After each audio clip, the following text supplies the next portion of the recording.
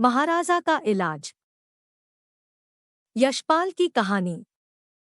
मोहाना की रियासत का बहुत नाम था। रियासत की प्रतिष्ठा के अनुरूप ही महाराजा साहब मोहाना की बीमारी की भी प्रसिद्धि हो गई थी। लखनऊ के गवर्नमेंट हाउस तक में महाराजा की बीमारी की चर्चा थी।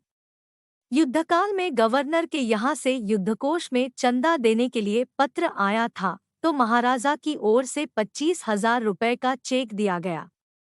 गवर्नर के सेक्रेटरी ने भेंट की गई धनराशि के लिए धन्यवाद देकर महाराज की बीमारी के लिए चिंता और सहानुभूति भी प्रकट की थी। वह पत्र कांच लगे चौखटे में मढ़वाकर महाराज के ड्राइंग रूम में लगा दिया गया।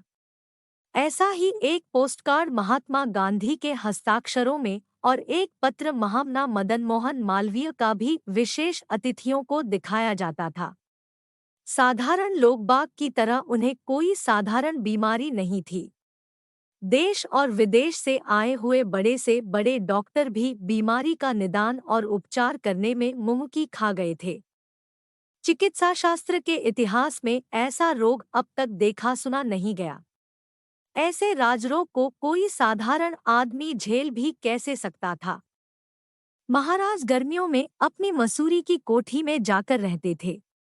सितंबर के महीने में महाराज के पहाड़ से नीचे अपनी रियासत में या लखनऊ की कोठी पर लौटने से पहले मसूरी में डॉक्टरों के मेले की धूम मच जाती। बात फैल जाती कि महाराज को देखने के लिए देश भर से बड़े बड़े डॉक्टर आ रहे हैं। सब डॉक्टर बारी बारी से महाराज की परीक्षा कर चुकते, तो महाराज की बीमारी के निदान का निश्चय करने के लिए डॉक्टरों का एक सम्मेलन होता और फिर डॉक्टरों की सम्मिलित राय से महाराज की बीमारी पर एक बुलेटिन प्रकाशित किया जाता। सब डॉक्टर अपनी अपनी फीस, आने जाने का किराया और आतिथ्य पाकर लौट जाते, परंतु महाराज के स्वास्थ्य में कोई सुधार न होता। न उनके हृदय और सिर की पीड़ा में अंतर आता और न उनके जुड़ गए घुटनों में किसी प्रकार की गति आ पाती। 9 वर्ष से यह इसी प्रकार चल रहा था। उस वर्ष बम्बई मेडिकल कॉलेज के प्रिंसिपल डॉक्टर कोराल के सुझाव पर डॉक्टर संघटिया मसूरी पहुंचे थे। वियना में काम कर चुके डॉक्टर संघटिया अनेक रोगों का इलाज साइकोसोमेटिक प्रणाली से करते थे। महाराज के यहाँ भी वेना से नए डॉक्टर के आने की बात से उत्साह अनुभव किया गया। उन्हें एक बहुत बड़े होटल में टिकाया गया।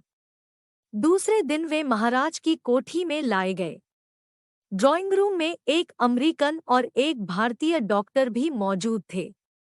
डॉक्टर संघटिया ने बहुत ध्यान से 2 घंटे से अधिक समय तक रोगी की परीक्षा की। पिछले वर्षों में महाराज के रोग के निदान के संबंध में डॉक्टरों के बुलेटिन देखे। तीसरे दिन दोपहर बाद डॉक्टरों की एक सभा का आयोजन किया गया। डॉक्टर लोग प्रायः 1 घंटे तक चाय, कॉफी, विस्की, जिन की चुस्कियां लेते आपस में बातचीत करते अपने मंतव्य लिखते रहे।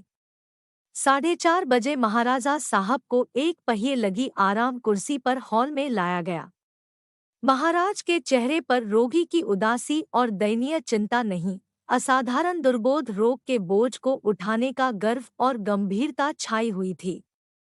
2 डॉक्टरों ने महाराज को उपचार के लिए न्यूयॉर्क जाकर विद्युत चिकित्सा करवाने की राय दी।